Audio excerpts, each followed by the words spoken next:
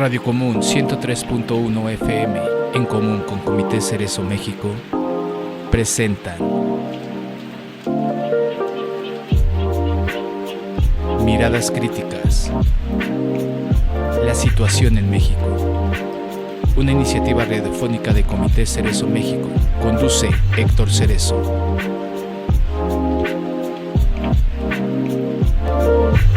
Miradas Críticas. Comenzamos.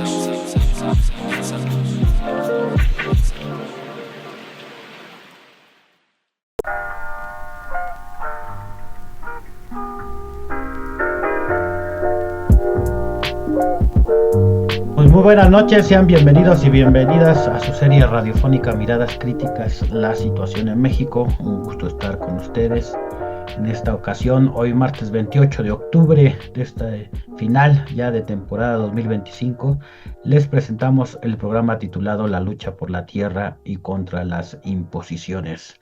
Conduce su servidor Héctor Cerezo y van a participar en el bloque de la entrevista el compañero Rodrigo Hernández de La Zurda con el tema El derecho a la tierra en América Latina y el Caribe.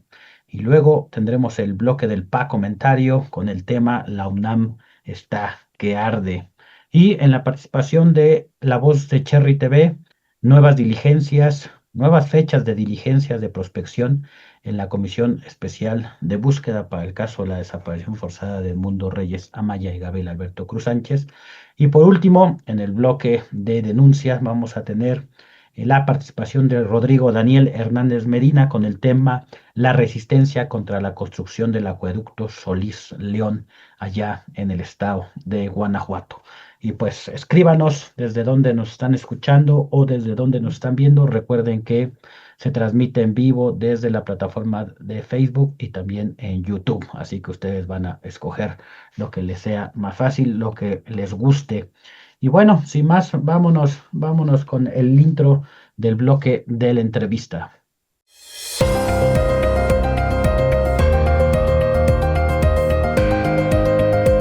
La entrevista en Miradas Críticas.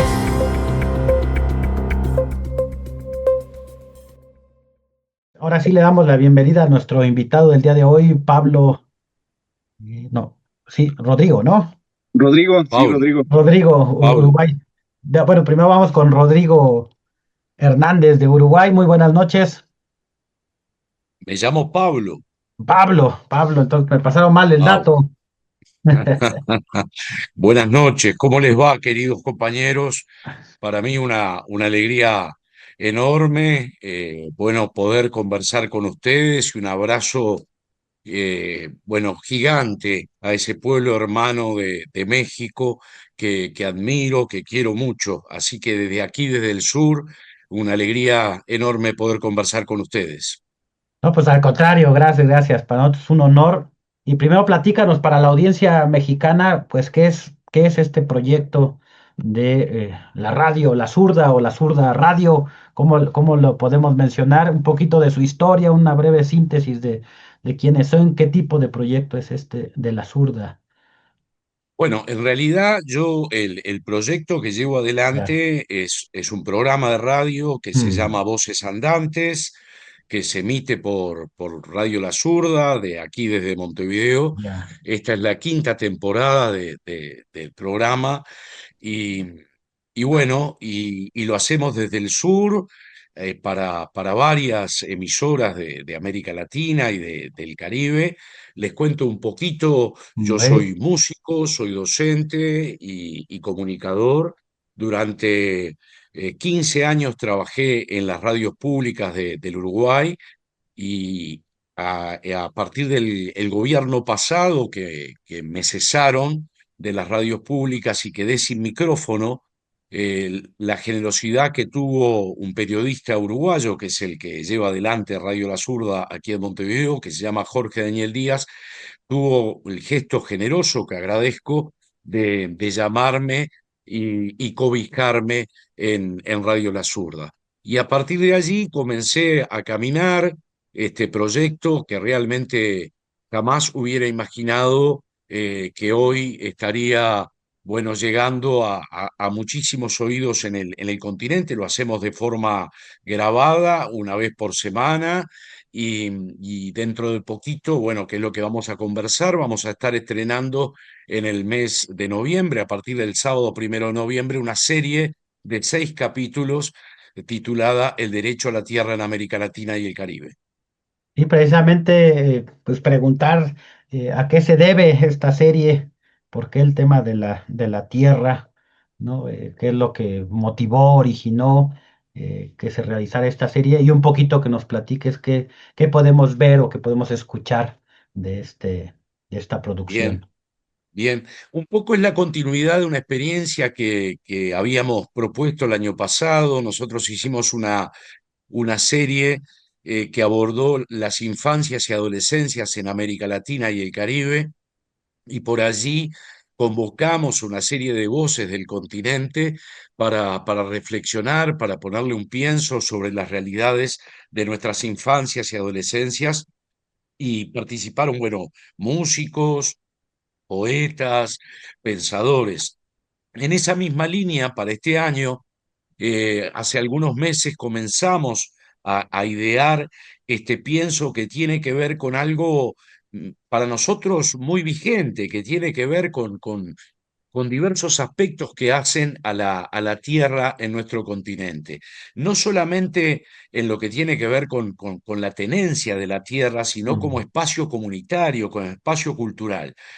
Y a partir de allí comenzamos a conversar con algunos compañeros y compañeras en el continente, y nos encontramos con un material enorme, formidable, para poder concebir esta serie que se estrena el sábado 1 de noviembre a las 9 de la mañana por Radio Habana, Cuba, y en Mm. el Cono Sur a partir de el domingo 2 de noviembre, y ahí en México les agradezco inmensamente a través de ustedes para, bueno, para llegar a muchos latinoamericanos, estas voces entrañables que ahora en un ratito les puedo estar contando quiénes van a estar, pero es impresionante, desde pensadores, referentes intelectuales, integrantes de movimientos sociales, campesinos, que cada uno desde sus territorios, desde su diversidad, bueno, problematizan el hecho de la tierra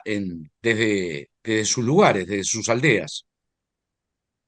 Y justo en un momento en América Latina y que nosotros vemos que, pues, con tristeza un avance pues de la ultraderecha o del fascismo. Hay diferentes formas de nombrar estos procesos donde hay gobiernos que se inclinan cada vez más a la derecha y pues los pueblos, las comunidades que están luchando por su tierra, territorio, cultura, se ven todavía aún más afectados. No es algo nuevo tampoco, ¿no? Que esté sucediendo ahorita y que antes no, ya es un proceso histórico y esta idea de compartir con demás países de América Latina, también cómo surge este proyecto que a lo que entiendo ha ido creciendo, ¿no? En amplitud, en profundidad, ¿no? Y cómo le hiciste para escoger qué personas podían hablar en los temas de sus respectivos países. Bien, sí, yo hace muchos años que vengo trabajando bajo una concepción de tejido, de hilar la trama. Este proyecto es un proyecto militante.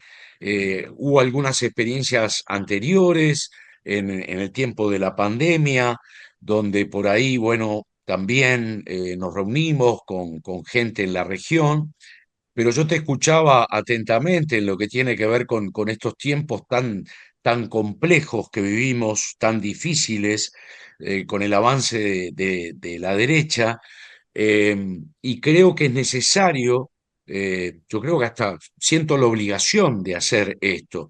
Fíjate vos que este capítulo 1 que se va a estrenar el sábado 1 de noviembre comienza con México, un Mm. testimonio maravilloso de Gabino Palomares, especialmente registrado para la serie, donde Gavino en el inicio presenta la emblemática canción La Maldición de Malinche, bueno, que Mm. fue versionada no solamente por su autor, sino también por Amparo Ochoa y acá en el sur por el dúo Los Zucará.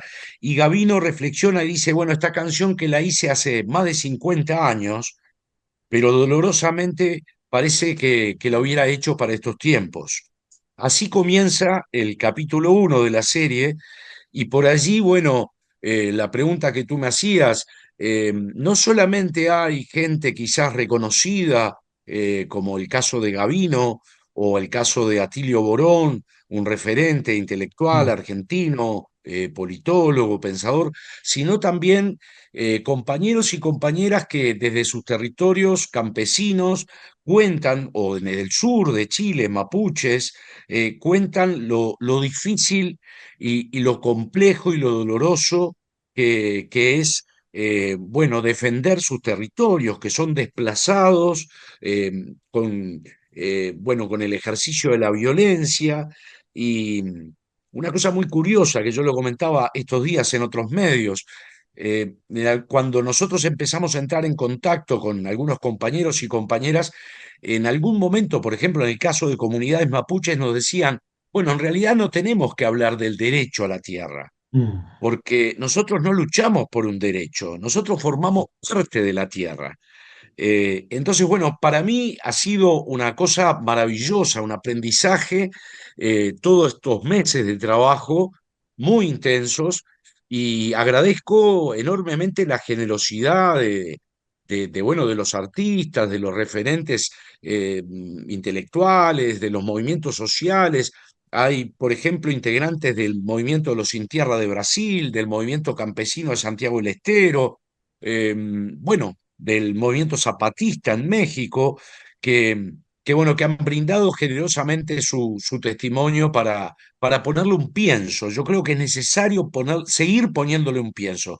Como bien tú decías, esto no es un tema nuevo, pero son de esas cuentas pendientes que tenemos en Mm. América, en esta América que todavía sigue con las venas abiertas, como decía Eduardo Galeano, y en estos tiempos que realmente eh, quedamos asombrados con las cosas que están pasando, ¿no? Hace poquitos días en Estados Unidos se censuró 100 años de soledad de García Márquez ¿Y? y La Casa de los Espíritus de Isabel Allende, dos libros enormes y que fueron retirados como materiales de estudio, fueron proscriptos en Estados Unidos estos materiales, y realmente es una época muy dolorosa la que estamos viviendo, muy dolorosa no solamente desde lo simbólico, desde la construcción de subjetividades, sino también de hechos que no se reconoce, se silencia, se persigue las expresiones de la gente, y la gente tiene derecho a expresarse a través del arte, a través de la protesta, a través de la palabra. Por eso yo creo que me siento en la obligación de hacer esto y agradezco tremendamente el hecho de poder llegar a México. No, pues nosotros estamos pues contentos, emocionados. Hoy más que nunca también le hemos puesto un énfasis a esta, pues a reconocernos entre pueblos de América Latina y del mundo, ¿no? Entonces decimos, sí, América Latina es lo inmediato, pero pues, todos aquellos pueblos explotados, oprimidos, que están en procesos de lucha, de liberación. A veces, en algunos momentos, se había perdido esa conexión, ese diálogo, ese intercambio, esa solidaridad latinoamericana, internacional, Ujú. que creemos que hoy, como en otros momentos, debemos que hacer mucho hincapié, tenemos que trabajar mucho en reconocernos como parte de una humanidad que está sufriendo un proyecto económico para nosotros, pues que depreda no solamente la naturaleza, sino pues, a los seres humanos. Aquí en México vamos a iniciar con esta producción el martes 4 de noviembre, lo vamos a hacer de 7:30 de la noche a 8:30, ¿no? Para que nuestra audiencia esté atenta por Radio Común, que es la plataforma en la Qué cual bueno, qué bueno. Recién estamos. me estaba acordando viendo la lista de testimonios. Bueno, recién decía el movimiento zapatista, por allí está la compañera Diana Itzu desde México. Y está otro testimonio emocionante de una mexicana que fue la compañera de Daniel Biglietti, Mm, Lourdes Villafaña, que vive ahí en México y que también brindó su testimonio y que hace una semblanza de Daniel, que ya no está con nosotros, el autor de la canción A Desalambrar, bueno, que la cantó mm, en varios territorios de nuestro continente, desde, bueno, en Chiapas hasta con los Sin Tierra en el Brasil, porque bueno, por suerte, a pesar de los silenciamientos de esos mal llamados grandes medios de comunicación, yo creo que no son grandes medios de comunicación, eh, la canción y la poesía y otras expresiones artísticas han sido una herramienta tremenda de expresión de los pueblos. Fíjate vos que uno de los testimonios maravillosos es de João Portinari desde el Brasil, hijo del histórico pintor brasileño Cândido Portinari, y João hace una reflexión acerca del vínculo, del nexo entre la pintura de su papá con la tierra, con los campesinos del Brasil. Pero bueno, además va a estar presente Honduras, Guatemala, el Perú, Ecuador, Bolivia, con todo lo que significó la guerra por el agua en Bolivia, Chile, con la querida Tita Parra. mm. Decir Parra en este continente es algo muy, muy fuerte. Desde Argentina, el enorme Víctor Heredia, con la generosidad tremenda de brindarnos su testimonio. Así que yo estoy muy emocionado de, de poder aportar un granito de arena y muy emocionado de estar hablando con ustedes, porque México desde aquí, desde el sur, yo desde muy chiquito, siempre fui admirador de de la poesía, de la música, de las luchas de la gente en México. Así que ahí ustedes están pasando las imágenes de los compañeros y compañeras que han brindado del Salvador también a través del grupo Yolocambaíta, a través de compañeros que forman parte de radios comunitarias, campesinos de la frontera de Venezuela y Colombia, eh, bueno, desde el Paraguay también. Así que, bueno, aportar un granito de arena en esta historia y además porque México en el continente fue uno de los impulsores de las primeras reformas agrarias, de la primera reforma agraria en nuestra América. Y eso no es poco, eso no es poco. Así que yo estoy muy emocionado de charlar con ustedes. Y yo creo que para muchas, alguna generación va a ser un reencuentro, pero para otra generación más joven va a ser el encuentro, ¿no? El conocer a través del testimonio, sobre todo de la cultura, voces que muchas ya son históricas, pero que a veces desgraciadamente no hay una conexión con la juventud, sobre todo, ¿no? Y es una oportunidad hoy de juntar, nosotros decimos la lucha es de jóvenes, hombres, mujeres, ancianos, es todo el pueblo, pues no hay edad para luchar, ¿no? Siempre decimos nosotros. Y esta es una gran oportunidad de abrir muchas ventanas a la riqueza de nuestra América Latina y pues invitar a la audiencia mexicana que pues no se pierdan. Afortunadamente, si no pueden escucharlo de 7:30 a 8:30 o en vivo desde la página de La Zurda en Uruguay, pues ahorita pueden escucharla en cualquier momento, ¿no? Se quedan en las plataformas, van en el transporte, van rumbo al Sí, trabajo, van con sus amigos, exacto. pueden. La idea es, se va a estrenar en La Habana el sábado 1 de noviembre a las 9 de la mañana, hora de Cuba. Después acá en el Cono Sur, el domingo 2 de noviembre, que sé que es una fecha muy especial para ustedes. eh, y acá a las 13 horas del Cono Sur, y después irá goteando en Mm, otras emisoras. Nosotros vamos a publicar en estos días los horarios de las radios, esta prensa latina también de Cuba.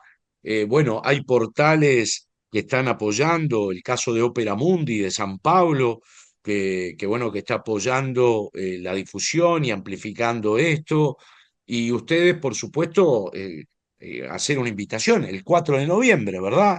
Sí, Que 4 se de va a estar noviembre, 7:30, 8:30 de la noche. por Radio Común de México. De México, Radio Común, que es página web, radio por internet, también Radio FM en una parte del sur de la Ciudad de México, ¿no? Y bueno, y replicamos en todas nuestras redes que tenemos, pues para que pues, la gente pueda o tenga la oportunidad de escuchar, de ver, pues de aprender y de compartir muchas cosas. Bien, bien. Yo te Pues agradezco inmensamente, Héctor, y también no, a Francisco, sí, al contrario, y pues no sé si algunas palabras para despedirte de la audiencia mexicana. Esperemos que no sea la última vez que te tengamos por acá. pero por supuesto que voy a estar cuando me inviten. No, hacia el final reflexionar un poco lo que tú decías hoy. Yo creo que en estos tiempos tan difíciles que estamos viviendo, tan complejos, de tantas incertidumbres, donde se cuestionan derechos humanos tan básicos que no debieran cuestionarse, donde cada vez más un pequeño grupo de personas se creen los dueños del mundo, los señores de la guerra, y concentran cada vez más la riqueza, desplazando seres humanos, poniendo en cuestión los derechos que tienen que ver a la libre movilidad, a la Sí. inmigración de los pueblos, que es un derecho, es un derecho. Bueno, yo creo que los pueblos deben tener horizontes de esperanza. Eh, yo creo que es necesario en estos tiempos que insistamos con eso. Los pueblos necesitan horizontes de esperanza y creo que de alguna manera muchas veces esos mal llamados medios de comunicación grandes, por supuesto, silencian. Pero hay mucho abajo que se mueve, como decía el poeta uruguayo Mario Benedetti. Ujú, Hay mucho abajo que se está moviendo en el continente, que se está construyendo día a día espacios comunitarios, colectivos, espacios de pienso, de cuestionamiento, frente a estas impunidades, frente a estos atropellos, frente a estas prepotencias de los que se creen dueños del mundo. Yo me niego a, a creer o a pensar que no hay otro mundo posible. Yo creo que tenemos la obligación de pensar otro mundo posible para nuestros hijos, para nuestras hijas, pero también para nuestros viejos, para nuestros ujú, abuelos, para nuestras abuelas, para nuestros pueblos originarios, para las mujeres, para los niños, niñas y adolescentes de este continente, que es uno de los continentes que tiene cifras alarmantes desde el punto de vista de desigualdad, de inequidad, de injusticias. Así que bueno, aportar nuestro granito de arena, este espacio de pienso, como otros que hay, como los que ustedes están haciendo de hace años, como otros medios, como otros centros comunales, en barrios de América Latina y el Caribe. Por suerte existe mucha gente haciendo cosas. Y bueno, esa es la tarea, esa es la tarea. Así que yo les agradezco inmensamente, queridos compañeros y compañeras de México. al contrario, Pablo, pues un honor tenerte con nosotros y pues muchísimas gracias. Abrazo grande. Chao. Y bueno, pues agradecerle doblemente porque allá en Uruguay ya son más de la medianoche, ¿no? Entonces, ese Exacto, gran exacto. esfuerzo, ¿no? Y bueno, pues vámonos directamente con el pa comentario.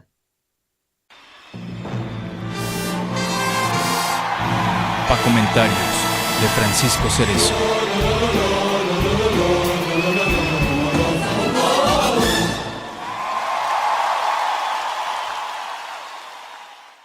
La UNAM está que arde, como ya habíamos esbozado en análisis anteriores, e incluso fue el subtítulo de nuestro pasado informe de violaciones a derechos humanos en contra de personas defensoras de derechos humanos en México, la esperanza se desmorona.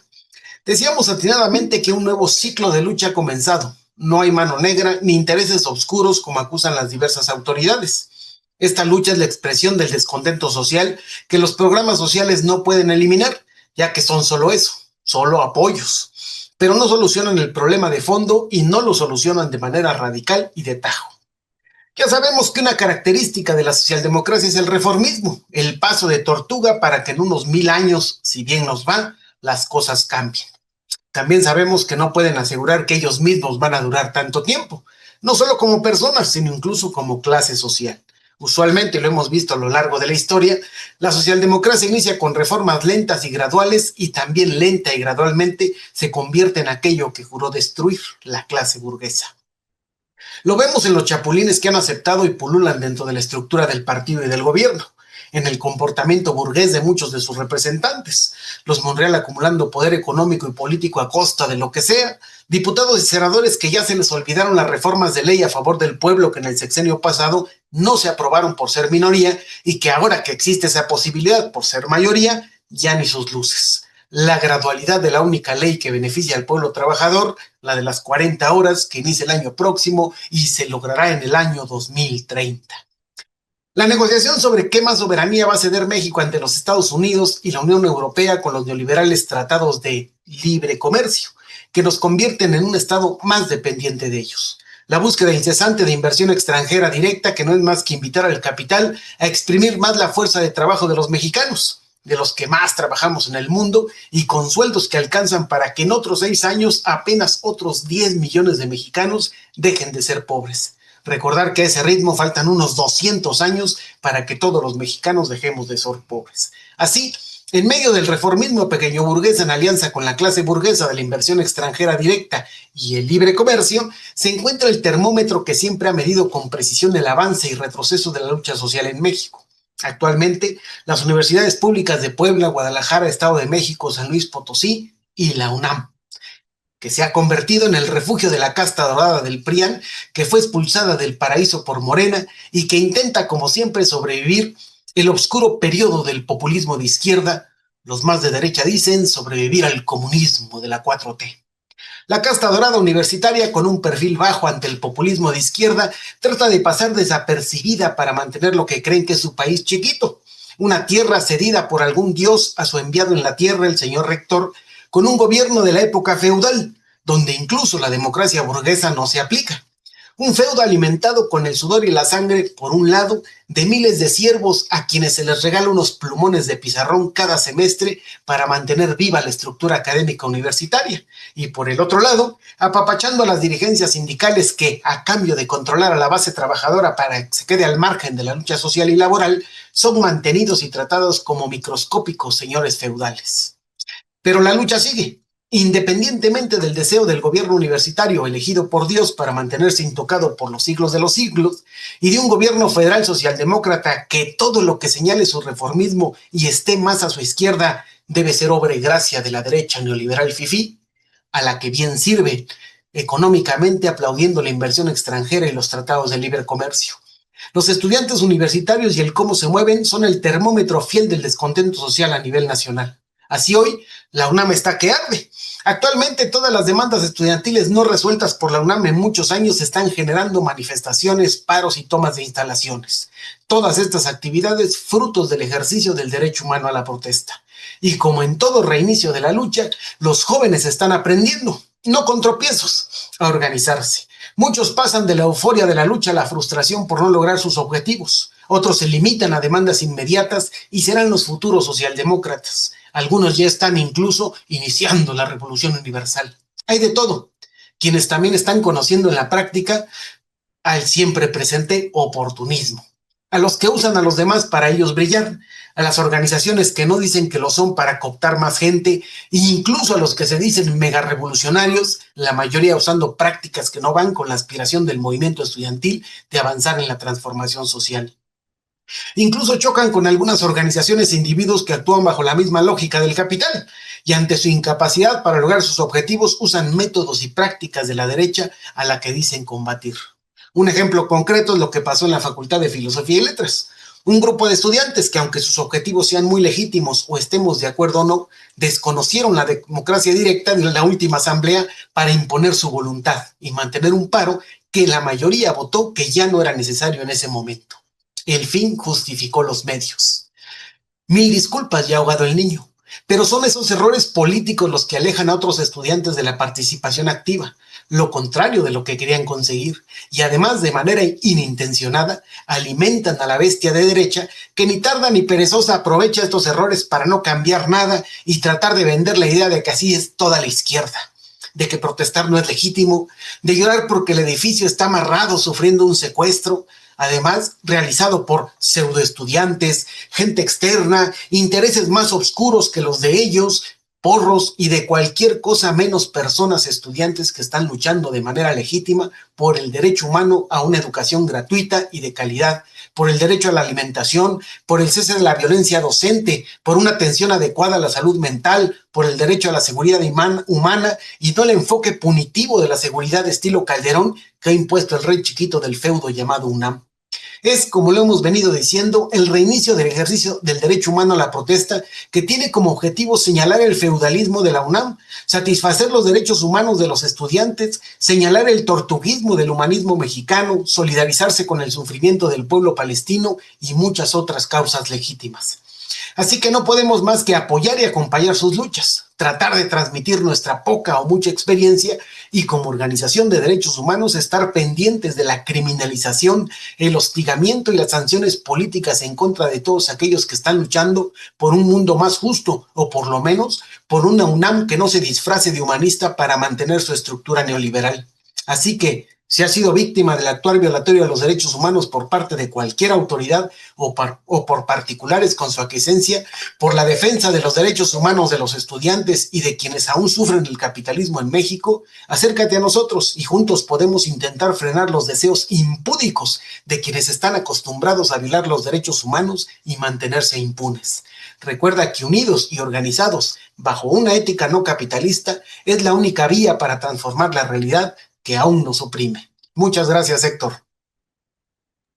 Gracias a ti, Francisco. Ahí está el comentario. Y sí, ya nos recuerda Antonio, ¿no? El feudonam, donde elementos de seguridad universitaria asesinaron ayer a un aficionado de Cruz Azul, que le aplicaron la china y que lo ahorcaron, dice la necropsia, ¿no? Y todos sabemos que auxilio NAUN o vigilancia universitaria o como ahora se llaman, ahora sí, como dicen las compañeras, no son tus amigos, ¿no? Son gandallas. Y dos de ellos tenían antecedentes penales, también por otros delitos, y ojo, porque también la UNAM acaba de crear un cuerpo especial de seguridad, ¿no? Sus fuerzas especiales, ¿no? de la UNAM, que tienen como resultados, pues, la violencia en contra de la comunidad universitaria o del que pase por ahí. Bien, pues muchas gracias, Francisco, y mandamos saludos a quienes nos escuchan desde Acámbaro, Guanajuato, desde Chiapas, allá en Cuernavaca, Morelos, en el Estado de México, en el oriente, en Toluca, en el Estado de Puebla, hasta Ciudad Juárez, Chihuahua, y aquí en las diferentes alcaldías de la Ciudad de México, Tlalpan, Cuauhtémoc, Tláhuac, Azcapotzalco y Coyoacán. Pues muchísimas gracias por seguirnos y vámonos con el bloque de La Voz. No, vamos con el bloque de Cherry TV.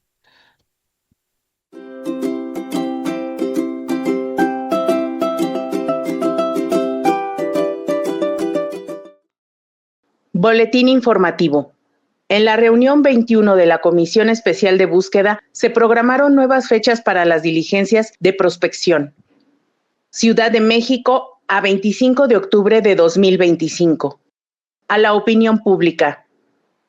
El día 24 de octubre del presente año se llevó a cabo en las oficinas de la Secretaría de Gobernación la reunión 21 de la Comisión Especial de Búsqueda para darle continuidad al trabajo por el que fue creada bajo el ordenamiento jurídico de la Suprema Corte de Justicia de la Nación.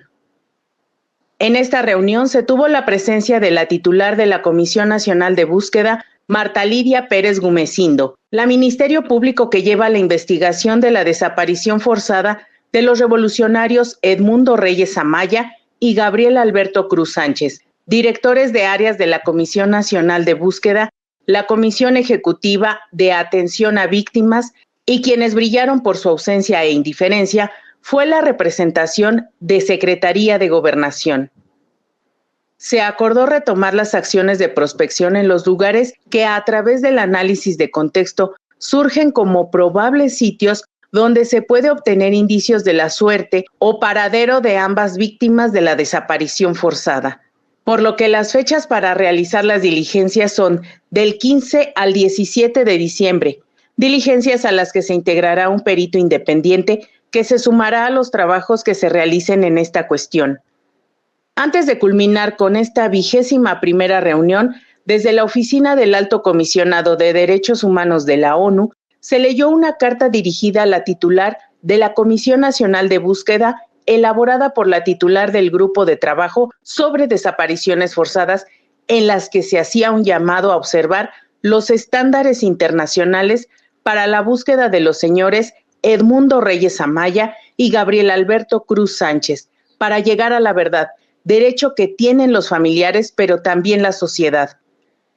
Aspecto importante, porque en el esclarecimiento de los hechos, el juicio y castigo a los culpables sobre el crimen acontecido contra los dos revolucionarios también es de interés público porque se vulneran los derechos que compartimos los seres humanos. Si bien es importante la opinión de los familiares por ser las víctimas directas de este crimen, también corresponde a la sociedad conocer la verdad de lo acontecido hace 18 años. De ahí la importancia que se considere la opinión y puntos de vista de las organizaciones populares y de derechos humanos que se han solidarizado con la exigencia de presentación con vida, juicio y castigo a los culpables. Es necesario retomar la falta de seriedad y asistencia por parte del funcionario de la Secretaría de Gobernación a las reuniones que se llevan a cabo en sus propias instalaciones.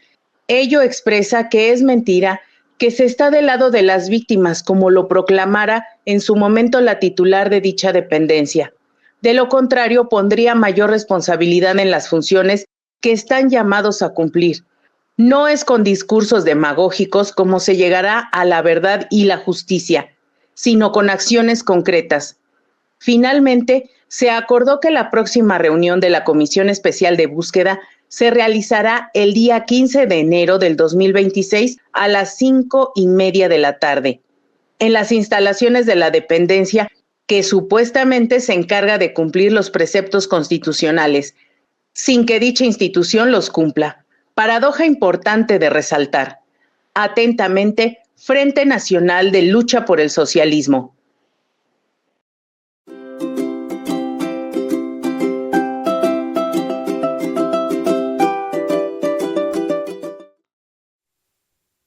Pues muchas gracias a la producción de Cherry TV de este boletín del Frente Nacional de Lucha por el Socialismo a razón pues de la 21ª reunión de la Comisión Especial de Búsqueda para encontrar a Edmundo Reyes Amaya y Gabriel Alberto Cruz Sánchez. Y bueno, vámonos. Antes del bloque de denuncia, como ustedes se dieron cuenta, hoy invertimos. Primero fue el bloque de la entrevista y ahorita va a ser el bloque de denuncia. Vámonos a un corte con la producción de Radio Común.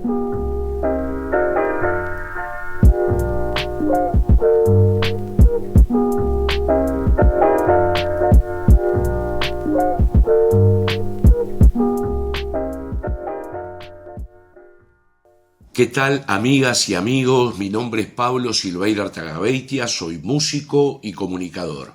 Les estoy hablando desde Montevideo para invitarlos a escuchar la serie El Derecho a la Tierra en América Latina y el Caribe, que se va a estrenar el 4 de noviembre a las 7:30 hora de México por Radio Común. Una serie para encontrarnos, donde participan artistas, referentes intelectuales, militantes sociales, campesinos y movimientos sociales. Un abrazo enorme a todo México y agradezco a Radio Común por amplificar voces andantes.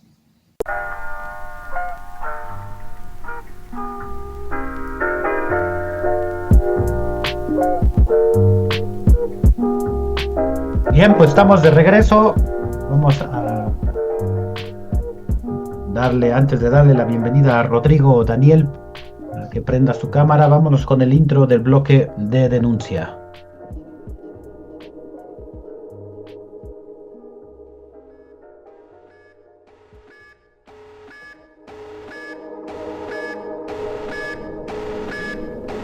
Denuncia en Miradas Críticas.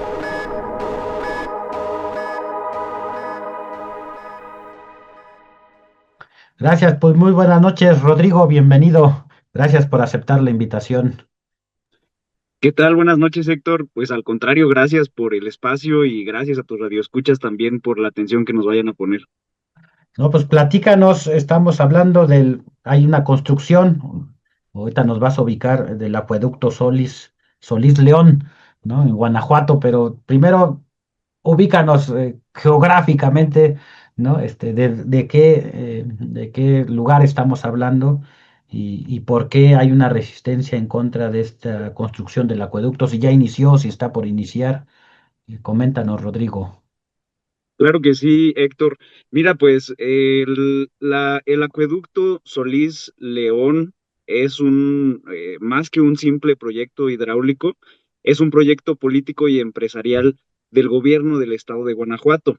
La presa Solís, que es donde se supone que va a arrancar este acueducto, se ubica en la jurisdicción municipal de lo que actualmente es Acámbaro, también en el estado de Guanajuato, que se encuentra ubicado en el centro del país. Para quienes no son de México, estamos hablando de digamos, un departamento, un estado que se encuentra ubicado en el mero centro de México y que es atravesado por un gran río, que es uno de los cuerpos de agua más importantes del país, que es el río Lerma. El río Lerma nace en el Estado de México, por ahí por un municipio que se llama Almoloya, varios escurrimientos de diferentes montañas que hay ubicadas en el Estado de México y fluye a lo largo de diferentes estados del país, principalmente Estado de México, Michoacán, Guanajuato, luego se desvía hacia Jalisco y sus aguas alimentan, nutren uno de los lagos más importantes del occidente de México, que es el lago de Chapala. A partir de ahí, el agua del río Lerma se convierte en otros cuerpos de agua, principalmente el río Santiago, y de ahí ya fluye hacia el Océano Pacífico. Bueno, en la década de los 40, bueno, más bien a finales de la década de los 30, se construyó una presa en el municipio de Acámbaro, en 1939, para contener las aguas de este río, del río Lerma, y crear un distrito de riego que ha sido uno de los más grandes que se han creado, no solo en la región, sino en el país. Y a partir de controlar el flujo con las compuertas de la presa, pues bueno, irrigar los cultivos de esto, ¿no? Para construir esta presa se tuvieron que inundar 22 comunidades, 22 pueblos originarios que ya habitaban ahí desde incluso antes de la conquista, algunos de ellos fueron desplazados, en teoría les expropiaron sus tierras, pero bueno, con muchos de esos pueblos quedaron deudas históricas, ¿no? No les dieron escrituras de propiedad, no les dieron la compensación que exige una expropiación, etcétera. Pero bueno, no sé si con ese contexto queda más o menos claro, Héctor. Sí, sí, sí, ya nos ubicamos, ¿no? ¿No? En Guanajuato, Acámbaro. Y por cierto, hoy fue noticia nacional, ¿no? Por el bloqueo de los campesinos, ¿no? Pero bueno, ese es otro Así tema. es, Ahorita así igual es. si igual lo tocamos, pero ¿y este proyecto, en qué consiste este proyecto? ¿Cuáles serían las afectaciones? ¿O por qué la gente se está oponiendo? Ok, bueno, antes de contestar esta pregunta, Sí. Héctor, me parece importante hacer una contextualización. Yo soy historiador, mi Mm, formación es en historia, y creo que es importante mencionar que hay un libro escrito por un historiador norteamericano que se llama John Tutino, en el cual él propone que en el periodo colonial la riqueza generada por la plata, por la agricultura, la ganadería y la manufactura textil en la región del Bajío, pero mm, especialmente en Guanajuato, permitieron la formación de élites empresariales y redes de intercambio conectadas con mercados globales que facilitaron el surgimiento de un capitalismo temprano que él incluso denomina un capitalismo depredador, ¿no? De hecho, él mm, desplaza el surgimiento del capitalismo desde Europa hasta el Bajío, porque bueno, en las minas de plata que surgen o que se descubren, ¿no? Entre comillas, en la región de Guanajuato, de Zacatecas, requirieron de alimentación literalmente de la agricultura que también está en los valles de la región del Bajío, ¿no? Entonces, desde la colonia, estas élites político-económicas concentraron la riqueza en zonas específicas, se formó un circuito de haciendas que es muy parecido y que más bien dio origen posteriormente al corredor industrial. del estado de Guanajuato, ¿no? Este corredor industrial está abarcado por varios municipios, entre los cuales el más importante es el municipio de León.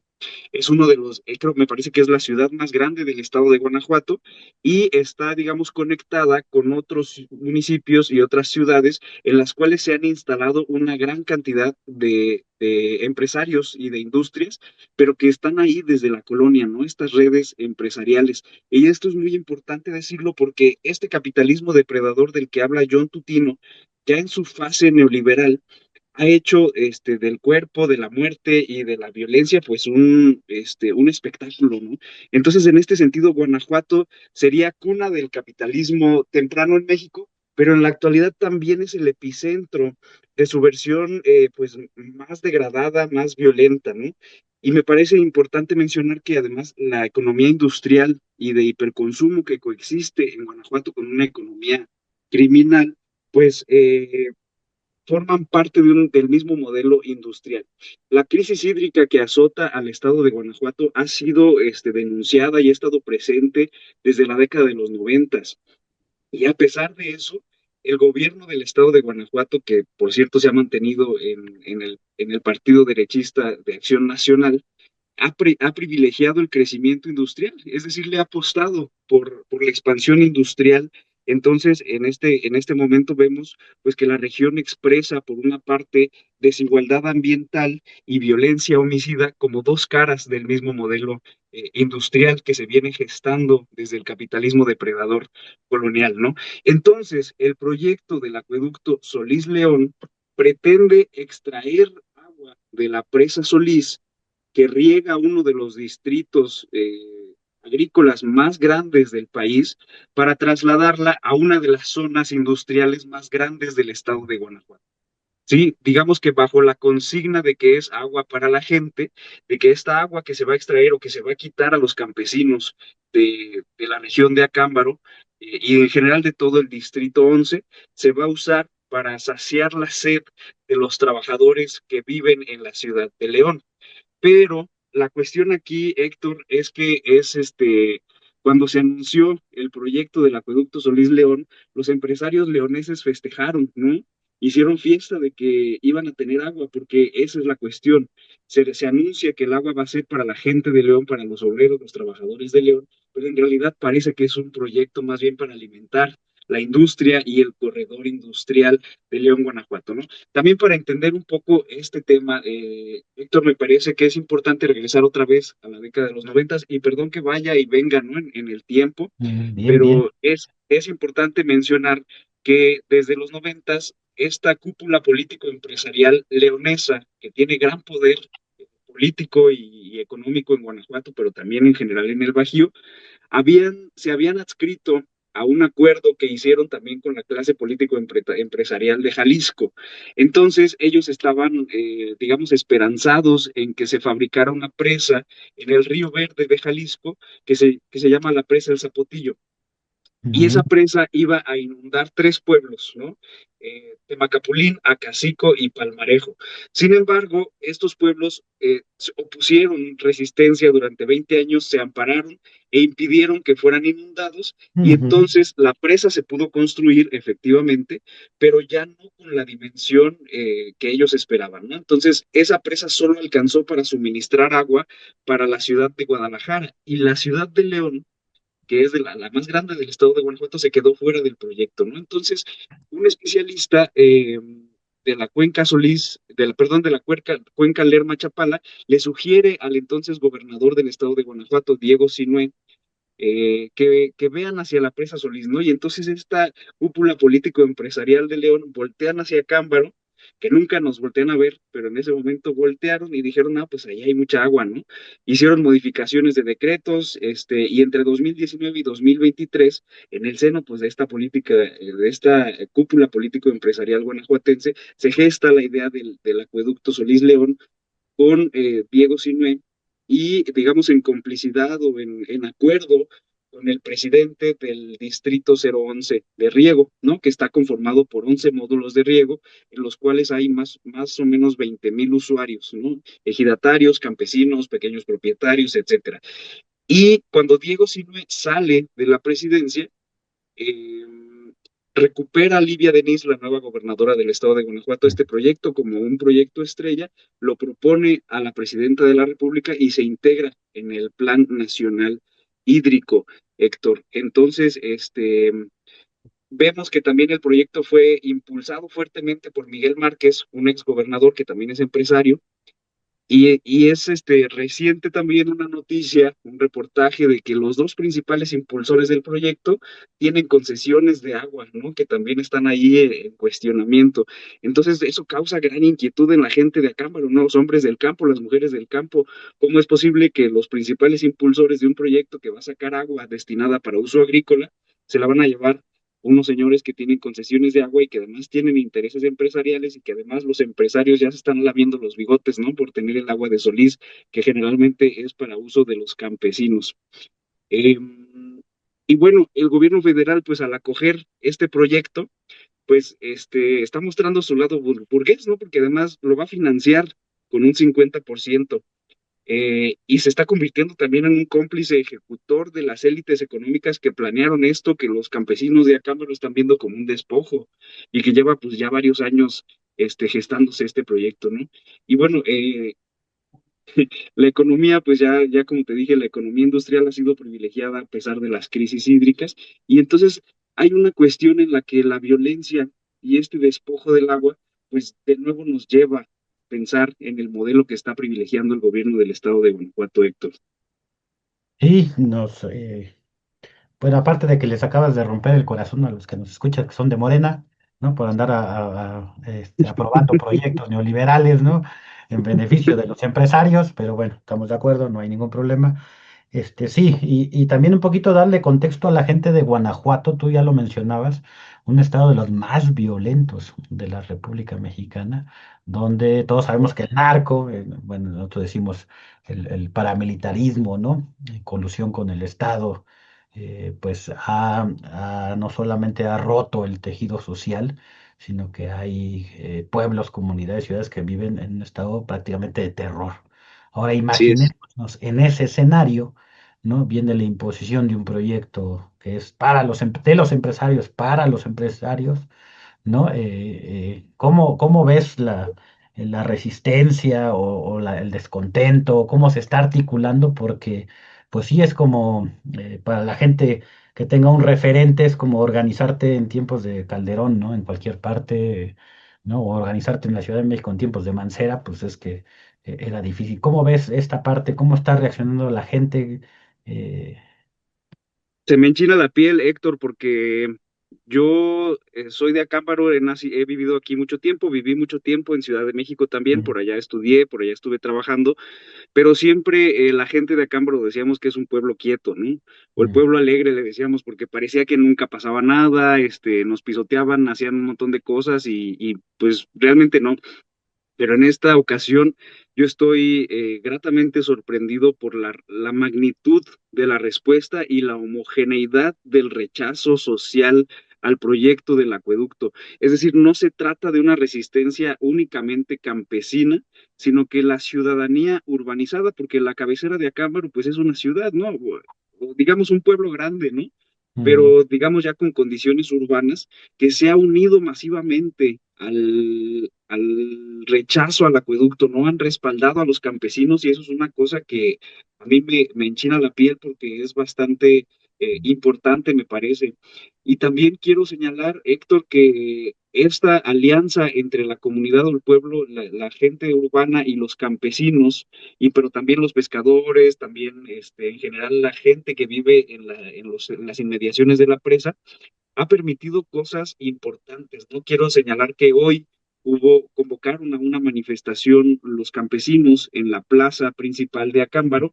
La semana pasada convocaron a una manifestación en las cortinas de la presa, pero esta vez fue mucho más nutrida y de ahí se tomó la decisión de ir a las oficinas del módulo de riego de Acámbaro y destituir a los funcionarios de la mesa, les obligaron a renunciar, firmaron su renuncia los funcionarios de la mesa del módulo de riego de Acámbaro, lo cual es importantísimo porque el distrito de riego en el cual se va a gestar el acueducto está formado por 11 módulos y el más estratégico es el de Acámbaro.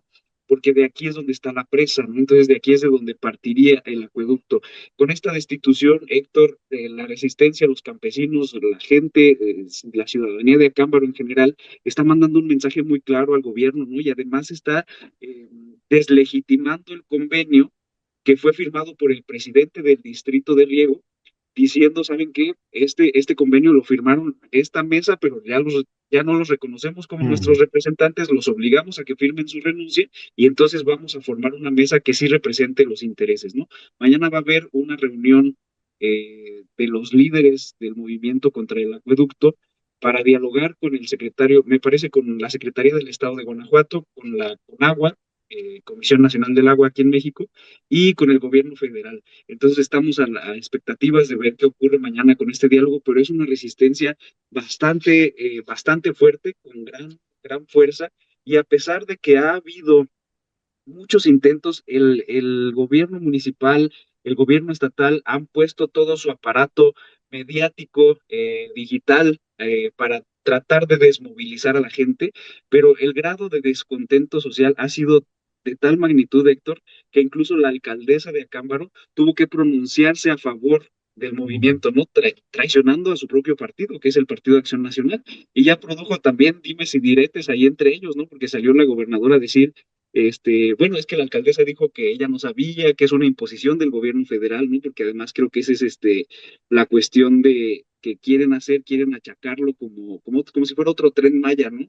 Es una imposición del gobierno federal, somos víctimas del gobierno narcosatánico comunista de Morena, ¿no? Entonces, nosotros que somos las víctimas, no, yo también estoy en contra del acueducto, dijo la alcaldesa, y salió la gobernadora a decir, oye, pues tú estabas en las gestiones, ¿no? Contigo coordinamos la fase inicial, salió el propio, algunos miembros del Partido Acción Nacional para decir que la alcaldesa fue gestora del proyecto del acueducto, entonces está produciendo un fenómeno bien interesante aquí en Guanajuato porque parece ser que se está desmoronando la base clientelar del Partido Acción Nacional, Héctor. Pues está, iba a decir interesante, pero más que interesante, un contexto difícil, pero siempre hay que celebrar cuando la gente protesta, cuando la gente despierta, cuando la gente, pues al ver afectados sus derechos, sale a las calles, se moviliza, ¿no? Y que Claro, efectivamente la responsabilidad es común, es del gobierno panista, neoliberal del estado de Guanajuato, pero también es del gobierno, vamos a ponerle comillas, progresista, medio neoliberal, casi neoliberal, un poco neoliberal o mucho neoliberal de Morena, ¿no? O sea, es un sí, proyecto conjunto, ¿no? Es lo que y que en algún momento van a tener que venir a la Ciudad de México a ver, a Conagua o conferencia de prensa, etcétera, y pues estar totalmente. atentos, ¿no? Estar atentos y no sé qué les dirías para ir finalizando, Rodrigo, a la gente que no está en el estado de Guanajuato, de qué manera podría pues difundir, si hay alguna página, hay algún espacio donde replicar, pues primero la información de lo que está pasando y segundo, pues siempre es necesaria la solidaridad, ¿no? Hacia Claro. estos movimientos. Mira, Héctor, creo que también me faltó un poco enfatizar eso que tú decías, ¿no? Es levantarte en un movimiento social en el estado de Guanajuato, en las condiciones en las que está, es sumamente peligroso. Las Mm, personas que hemos estado alzando la voz y en general todas las personas que están, los campesinos, las mujeres que están en las manifestaciones, han asumido que esto puede implicar la pérdida de la propia vida, ¿no? Entonces, creo que sí es muy necesaria la solidaridad. Yo les pediría a las personas que no están aquí en la Cámara o que no están en Guanajuato, que estén al pendiente de las noticias. No hay, bueno, por lo menos hasta el momento no sé que, no estoy seguro que haya una página, un ujú. medio específico en el cual los campesinos estén dando a conocer sus acciones y eso. Y está bien también porque pues es parte de su estrategia, ¿no? Pero pues por ahí que estén al pendientes de nosotros, que de repente busquen a Cámbaro por ahí en los buscadores a ver qué les sale. Los medios locales pues difunden las cosas más o menos, pero bueno, igual si les interesa, yo ahí en mi perfil de Facebook estoy compartiendo generalmente, por lo menos diario o una vez cada tercer día, las noticias más relevantes con algunos análisis que pueden resultar interesantes, sector. Y pues nada, agradecer el espacio, agradecer también que tus radioescuchas hayan permanecido con nosotros hasta este momento. Gracias también por ahí pues a todo tu equipo. Muchas gracias. No, pues al contrario, y también agradecerles a Alejandra por Alejandra, sí, también, que claro. hizo pues este enlace, es la compañera que la queremos mucho, de hace muchos, muchos años la conocimos, siempre solidaria, y pues también le mandamos un saludo desde aquí. Y bueno, lo que se ofrezca también, estamos abiertos. Está este programa de Miradas Críticas de 9 a 10. Tenemos otro programa a cargo de compañeras de Aizón, también de 9 a 10, pero los jueves, ¿no? También es un espacio, si en algún momento. Y ya como organización de derechos humanos, pues también nos ponemos en toda plena disposición para brindar la solidaridad en caso, diría la gente, ojalá no suceda nunca, pero en caso de riesgo de la integridad física o psicológica, pues estamos ahí prestos para, en la medida de nuestras posibilidades, brindar nuestra solidaridad. Muchísimas gracias, Héctor. Esperemos no llegar a necesitarlo, pero en caso que sí, recurriremos a ustedes. Muchas gracias. No, pues gracias a ustedes y nos vemos el próximo martes 4, Miradas Críticas de la Situación en México, y va a ser casi maratón porque a las 7:30, acuérdense que va a iniciar esta producción de Voces Andantes, América Latina y el Caribe, el derecho a la tierra. Pues muy buenas noches y nos vemos el próximo martes. Buenas noches, muchas gracias.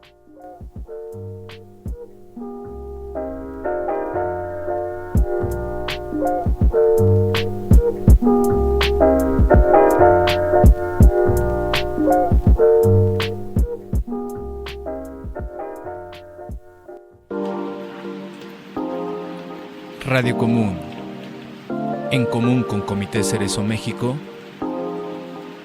les esperamos en la siguiente entrega. Miradas Críticas. La situación en México. Una iniciativa radiofónica de Comité Cerezo México. Vida digna. Memoria, verdad, justicia. Radio Común.